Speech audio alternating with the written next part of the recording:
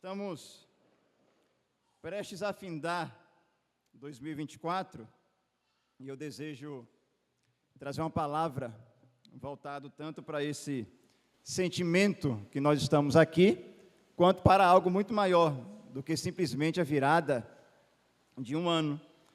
Nós vamos falar sobre a esperança cristã em um mundo marcado tanto por utopias quanto por distopias. É a nossa mensagem de ano novo para as nossas reflexões. Abra a palavra de Deus no livro de Apocalipse, capítulo 21, vai ser o nosso texto base. Faremos a leitura do versículo 1 até o versículo de número 4. Você que está nos visitando, seja muito bem-vindo, Deus abençoe a sua vida. Você que veio voluntariamente ou você que recebeu o convite de alguém da igreja, Deus muito abençoe você e todos os seus familiares. Ficamos felizes com a sua presença aqui, juntamente conosco. Apocalipse 21, do versículo 1 até o 4. Meu relógio está marcando 23 e 23. É 23 e 23 mesmo?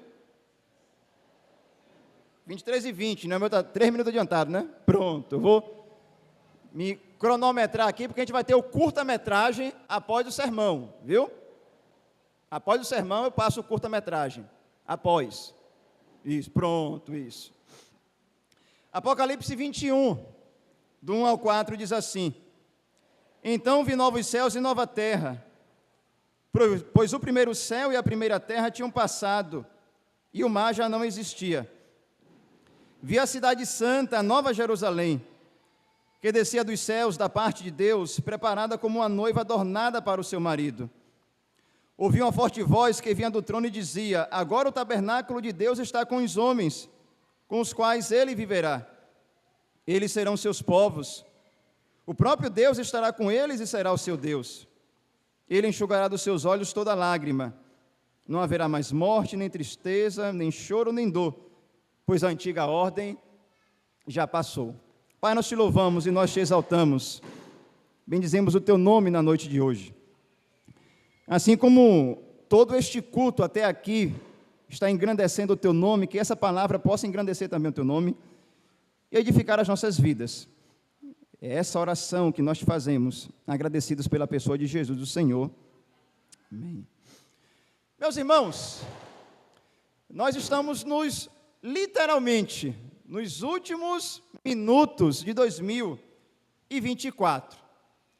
Nós somos envolvidos agora por todo um sentimento de esperança que vai invadindo cada um de nós. E em cada virada de ano, o mesmo sentimento ele brota em cada um de nós. No entanto, no decorrer de cada ano também, nós sofremos acontecimentos tais que desafiam a permanência ou a legitimidade dessa esperança que brota em nossos corações sempre pela chegada de um novo ano. E aí nós oscilamos, ou em otimismo, ou em total desesperança. E é interessante que algumas produções cinematográficas vão sempre retratar, ou vão procurar retratar, na sua narrativa, um cenário que é chamado cenário distópico, ou distopia. O que seria distopia? É todo um cenário imaginado, marcado por uma condição extrema de opressão, onde não há nenhum ambiente de luz, de satisfação, felicidade ou prosperidade. É um mundo completamente em ruínas. Isso é distopia. E nós temos algumas obras que retratam muito bem isso. Matrix, Jogos Vorazes, Wall-E, Interestelar, V de Vingança, Exterminador do Futuro 2, Blade Runner. Vários filmes procuram desenvolver um cenário sombrio daquilo que nos espera. Só que na contramão dessas obras, nós temos canções, belas canções, diga-se de passagem, que não vão na estrada da distopia, do cenário sombrio, mas são canções que nos levam a um cenário de utopia. A origem da palavra utopia é lugar nenhum. É um lugar que não existe. É um lugar de esperança, plena satisfação, nenhuma opressão. É um lugar que não existe, haja vista que o significado da palavra utopia é essa, mas nós almejamos estar nesse lugar. A famosa banda de rock U2, em uma de suas canções, vai dizer bem assim: eu acredito na vinda do reino. Então todas as cores irão juntar-se em apenas uma. Juntar-se em apenas uma. Mas sim, ainda estou correndo. Você quebrou os elos e soltou as correntes. Você carregou a cruz e toda a minha vergonha. Toda a minha vergonha. Você sabe que eu acredito nisso. Mas eu ainda não encontrei o que estou procurando. Mas eu ainda não encontrei o que estou procurando. Mas eu ainda não encontrei o que estou procurando. Na mesma trilha dessa canção, nós temos uma outra, que é de composição da banda J Quest, Dias Melhores. Em uma de suas estrofes, a música diz assim: vivemos esperando os dias melhores, dias de paz, dias a mais, dias que não deixaremos para trás. Vivemos esperando o dia em que seremos melhores, melhores no amor, melhores na dor, melhores em tudo. Vivemos esperando o dia em que seremos para sempre. Vivemos esperando dias melhores, dias de paz, dias a mais, dias que não deixaremos para trás, dias melhores para sempre, dias melhores para sempre, para sempre, para sempre. Meus queridos, como conciliar essa realidade da natureza humana, onde nós projetamos tanto um cenário sombrio e em outros momentos entoamos canções que projetam todo um cenário de grandeza, de esperança, de vida plena, a vida que realmente nós ansiamos? O texto que nós lemos, ele vai nos explicar, que é Apocalipse 21, do versículo 1 ao 4, e nós começamos aqui com então vi. É assim que João descreve o seu penúltimo capítulo, aqui dessa fascinante obra que é o livro do Apocalipse. E é interessante que no término dessa obra, que resume, que fecha toda a narrativa das Escrituras, se nós não entendemos esse fim, a gente não entende o início.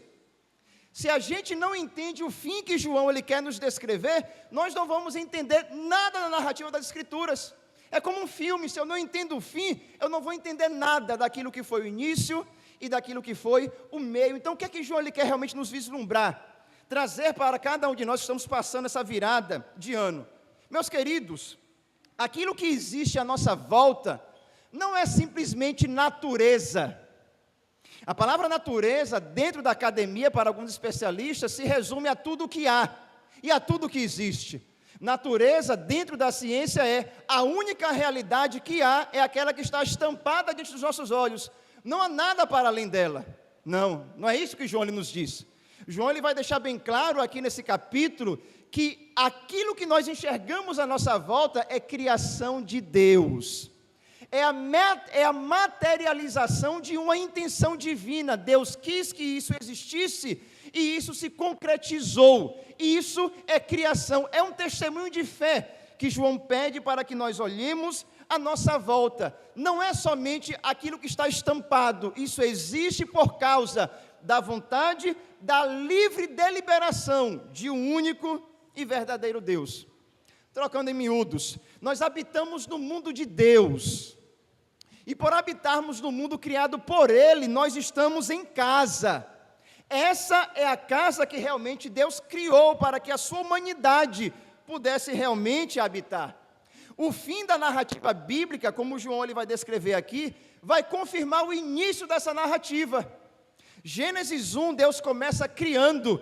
Apocalipse 21, Deus faz o quê? Resgata a sua criação, não a substitui, muito pelo contrário, a renova, a mesma terra, mas uma terra totalmente diferente, pelo poder criativo de Deus em tornar todas as coisas novas. João ele vai nos trazer a ideia aqui nesse texto que o fim da história não é um retorno para o início. Não é isso que João ele quer que a gente acredite. Na verdade, o fim da história é a restauração da condição inicial do mundo que Deus criou, um mundo bom, um mundo de justiça, um mundo de vida plena. O fim da história é o retorno da intenção inicial de Deus ao criar esse mundo, habitar com o seu povo. Por isso que João lhe diz no versículo 5, agora o tabernáculo de Deus está onde? Está com o seu povo, com os quais ele viverá. Sempre foi a intenção de Deus, e é assim que termina a história. Se no início da narrativa bíblica nós encontramos a criação de um jardim, no final da narrativa nós encontramos uma cidade-jardim. Nós encontramos uma cidade feita por Deus, com as características iniciais do jardim plantado por Deus nesse próprio mundo. É como se João dissesse, aquilo que nós desejamos fazer no meio da natureza, criar um ambiente de comunidade humana, de vida plena, será a realização um dia, pelo ato recriador do próprio Deus, quando Ele tornar todas as coisas novas. Mas o livro de Apocalipse, ele amplia muito mais isso. João, ele vai deixar bem claro que a humanidade tentou fazer desse mundo um lugar melhor sem Deus. E por tentarem criar um mundo melhor sem Deus, o livro do Apocalipse vai dizer, criou um mundo distorcido, um mundo de distopia, um mundo que não nos trouxe nada daquilo que queríamos, a parte do próprio Deus. E é interessante que aquilo que João disse para o seu tempo, é o mesmo que vale para o nosso tempo. Toda aquela construção de entusiasmo que invadiu a humanidade no final do século XIX, vamos construir um mundo melhor, vamos construir um mundo melhor, agora chegaremos a um mundo de paz. Quando entramos no século XX, o século mais sangrento de toda a história humana, 2 guerras mundiais, o surgimento de regimes totalitários, sistemas de segregação, apartheid, regimes de concentração de pessoas foram mortas aos milhões, tudo isso no início do século XX, deixando bem claro que nós, somente por nós mesmos, nunca conseguiremos construir um mundo melhor, a parte de Deus. E é aqui, meus irmãos, que chegamos em uma questão. João, ele não quer que a gente, nessa virada de ano, sejamos otimistas. É muito comum ter otimismo na chegada de um ano. Não é isso que a Bíblia nos pede. A Bíblia faz uma diferença que é percebida por 2 acadêmicos, um alemão e um outro croata, que faz a diferença entre otimismo e esperança. O que é ser otimista? Ser otimista é você olhar para aquilo que foi bem feito no passado, aquilo que é bem feito no presente, e aí você soma as 2 coisas, e se o resultado é positivo, você projeta o quê? Um resultado muito bom, e isso lhe traz o quê? Otimismo. Otimismo é aquilo que nós colhemos com aquilo que nós fazemos. Esperança é diferente. A esperança é aquilo que Deus nos traz, é aquilo que só pode vir do próprio Deus, é aquilo que só chega até nós se o próprio Deus estiver conosco, não é uma construção nossa. Por isso que nessa virada de ano, nós não somos otimistas, porque pelo menos eu não espero nada de 2025, nós precisamos ter esperança, porque aquilo que nós esperamos, 2025 não vai nos dar. Quem vai nos dar? É o Deus poderoso que João viu no fim, nos trazendo o quê? Toda uma nova criação. Isso é esperança. É aquilo que vem do próprio Deus. E o nosso coração precisa ser inundado por essa realidade e não por otimismos, que muitas pessoas, infelizmente, têm lá fora. João, ele pega e diz que nesse mundo, deixa eu calcular aqui meu tempo, meus irmãos, que nesse mundo criado por Deus, não haverá mais mar. É o que ele vai falar no versículo de número 1. E aí fica uma pulga na nossa orelha. Quem aqui não gosta, quando pode, passar uma virada de ano em uma praia? Você chegar, ver o entardecer e o nascer de um novo dia. Tem imagem mais bonita do que essa? Será que João está dizendo que na nova criação que Deus vai nos trazer, que devemos ter esperança por isso, não haverá mais mar? Não é isso que João quer dizer. João, quando ele constrói o seu livro, ele vai deixar bem claro que o mar é um símbolo aqui. É um símbolo de um ambiente onde toda força de oposição se volta contra Deus, que tenta resistir a Deus. e que se opõem ao povo de Deus. Quando João diz, não vi mais mar na nova criação, João está dizendo, aquilo que Deus nos promete, não haverá nenhum indício de resistência e de oposição à vontade de Deus, não haverá maldade, não haverá crueldade, não haverá morte, porque na narrativa de João, tudo isso brotou de onde?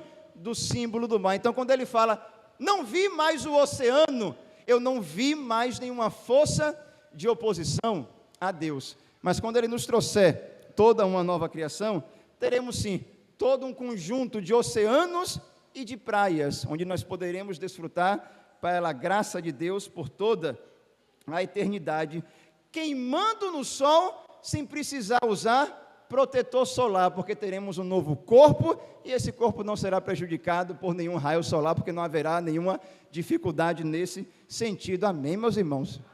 A não ser que você não goste de praia, né? Então, nesse sentido, não diga amém, mas se você gosta, pode dizer muito bem esse amém. Quais são as implicações disso aqui? Que João ele quer nos trazer nesse texto. Eu estou falando de algo futuro, de algo que ainda não aconteceu, mas que é certo que acontecerá. Se é certo que isso acontecerá, e se nós somos seguidores de Jesus, nós temos um chamado. É um chamado de incorporar, de maneira antecipatória, tudo isso, todo esse novo mundo, toda essa nova realidade. Não simplesmente esperar que venha, mas já antecipar no aqui e agora. Quais seriam os sinais que nós poderíamos, como povo de Deus, criar como obra de antecipação de tudo isso que virá? Nós temos alguns. O mundo que Deus nos traz, aqui de acordo com João, é um mundo de reconciliação. Logo, se tem um sinal que o povo de Deus traz como antecipação do fim, é sermos um povo que é reconciliado em todo tipo de grupo. Antes aquilo que era dividido, agora por meio de Cristo e como igreja do Senhor, nós marcamos o quê?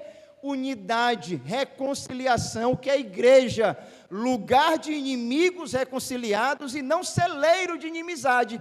Isso é antecipar. Sinais do mundo que Deus aqui, Ele nos promete. O mundo que Deus nos promete, de acordo com João, cria um novo padrão de unidade.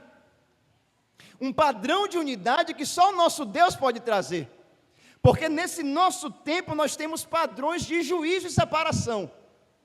Sem Deus, os nossos padrões nesse mundo geram juízo e separação. Que padrões são esses? Credibilidade. Eu só convivo com alguém que tem credibilidade. Eu só convivo com alguém que tenha status.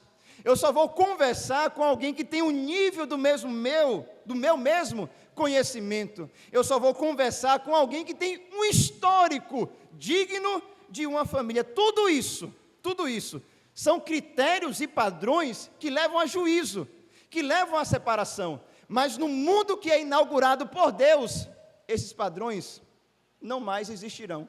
Se eles não mais existirão, eles já não podem existir o quê? Nesse exato momento, por aqueles que seguem a Jesus e que vão herdar esse mundo. É isso que Paulo ele vai dizer em 2 Coríntios, quando ele fala, portanto, não avaliamos mais ninguém do ponto de vista humano.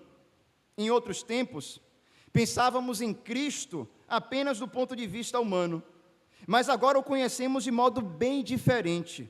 Logo, todo aquele que está em Cristo se tornou nova criação. A velha criação acabou e uma nova vida teve início. Essa é a primeira implicação. Nós temos uma outra. Todo mundo aqui, todo mundo, ainda que não tenha ciência, todos nós temos uma profunda aspiração por alguma coisa que nunca é plenamente satisfeita em nós. Nós temos um anseio e uma ansiedade por algo que a gente não viveu, por algo pleno, duradouro, de inteira satisfação. Ninguém nunca viveu isso depois que o pecado entrou no mundo, mas temos um anseio, temos uma espécie de saudade por algo que ainda não vivemos. João está dizendo, o que eu mostro a vocês, É para que vocês tenham esperança que o objetivo não é escaparmos desse mundo, mas é que esse mundo seja o que eu estou descrevendo no capítulo 21, um mundo pleno, um mundo onde a ideia de utopia, que é lugar nenhum, seja um verdadeiro lugar, um lugar que Deus traz para cada um de nós, um lugar marcado por quê? Marcado por beleza, marcado por aquilo que é bom, marcado por aquilo que é útil, marcado por aquilo que é justo. Se nós vamos entrar em 2025, nós precisamos apreciar o que é belo, a beleza. A gente tem dificuldade em definir a beleza. Você tem uma discussão inteiramente filosófica. Mas nós somos rápidos para identificar quando ela surge e reconhecer. Eu fiz isso em 98, quando uma pessoa chamada Lidiane esteve diante de mim. Eu falei, aquilo é a beleza, identifiquei. Mas até hoje não consegui definir. Nós somos assim. Fulano de tal, algo é bonito, é belo, é bem feito. Nós conseguimos identificar. Por qual razão João nos descreve um mundo marcado de beleza? Um mundo marcado por coisas boas para nós realmente enxergarmos. É porque a beleza que há nesse mundo é um sinal. É a brincadeira que toda vez papai faz com Atos, o que é, olha ele, é um dedo apontando para algo, para além dele mesmo. Não é para nós ficarmos com aquilo que é belo como sendo um fim em si mesmo, mas como um meio para enxergarmos algo muito mais grandioso. O que é que eu estou querendo dizer aqui, meus irmãos? Que aquilo que nós enxergamos de beleza nesse mundo aponta para algo muito maior. Qualquer coisa bela que seja vista nesse mundo é uma fresta, é uma fenda, que Deus ele nos proporciona enxergar e entender que haverá algo muito mais denso, haverá algo muito mais concreto, haverá algo muito mais consistente, haverá algo muito mais cheio de luz do que toda a opacidade que existe nesse mundo. É a nova criação que Deus, ele nos traz, e é isso que João ficou impactado, ao ponto de procurar descrever para cada um de nós. E aí, para concluir, nós vamos experimentar muitas coisas belas em 2025, outras nem tanto, porque vai ser essa a realidade de 2025, coisas boas e coisas ruins, nas quais nós vamos focar o nosso olhar. Porque quando estivermos enxergando ou vivenciando coisas ruins, entenda, isso vai passar. Mas quando estivermos presenciando coisas boas e belas, entenda, isso vai perdurar. É isso que João quer nos dizer. A sua experiência de satisfação em 2025, eu espero que sejam muitas. Entenda o seguinte, não vai ser um fim em si mesmo. Vai ser uma experiência, suponha, de um dia muito bom, mas que eu espero que você possa lembrar da música de Jota Quest, de dias melhores para sempre. Dias melhores para sempre, dias melhores para sempre. O que a banda está ansiando, mas ainda não entendeu, nós já entendemos e sabemos quem nos trará. O próprio Jesus Cristo, que já está em 2025. Não somente em 2025, que já está na nova criação. E Ele simplesmente o quê? Nos convida a seguirmos e nos encontrarmos juntamente com Ele, quando Ele retornar. Que Deus assim nos abençoe no seu santo nome nessa virada de ano. Amém, meus irmãos?